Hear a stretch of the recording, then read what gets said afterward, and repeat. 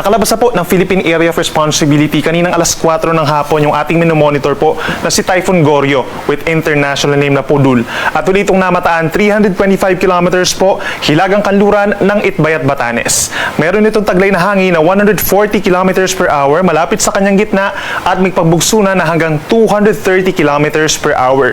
At mabilis pa rin kumikilos west-northwest at 25 kilometers per hour. So sa ngayon po, wala nang direktang epekto itong si Bagyong Goryo sa alimampanig po ng ating bansa. Subalit andyan pa rin ang mga pag-ulan, dulot pa rin po ng southwest monsoon or hanging habagat. So sa ngayon po, base sa ating latest satellite animation, mataas ang tsansa ng mga pag-ulan dito sa malaking bahagi ng Visayas, Mindanao, Bicol Region, Mimaropa at lalawigan ng Quezon simula po ngayong hapon hanggang bukas ng madaling araw. So make sure po kung lalabas ng bahay ngayon, magdala po ng payong kung kinakailangan at mag-ingat pa rin sa banta ng mga pagbaha at pagguho ng lupa at laging tumutok sa ating mga advisories and heavy rainfall warnings. Ang natitirang bahagi ng Luzon kabilang ang Metro Manila, simula ngayong hapon hanggang bukas is partly cloudy to cloudy skies at may tsansa din po ng mga saglitang ulan, mga usually 1 to 2 hours ang tinatagal at meron din mga thunderstorms.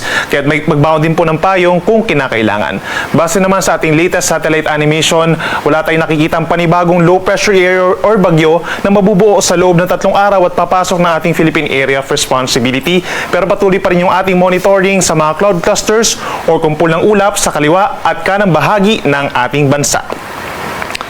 Base naman po sa huling track nitong si Bagyong Goryo, inaasahan nga po na kikilos ito sa pagitan po ng mainland China and Taiwan ngayong gabi at bukas ng madaling araw ay nasa may mainland China na ito at kikilos pa rin po west-northwest hanggang sa tuluyang humina na from severe tropical storm down to low pressure area pagsapit po ng Friday. Nag-landfall po ito sa may southeastern Taiwan kaninang 1 p.m. at lumabas naman ang ating area of responsibility alas 4 ng hapon. At base na rin sa ating latest track po, yung malalakas na hangin nitong kulay dilaw po na circle associated po sa malakas na hangin nitong si Bagyong Goryo ay hindi na po dumadampi sa ating kalupaan. So wala na po tayong tropical cyclone wind signals sa lalawigan ng Batanes.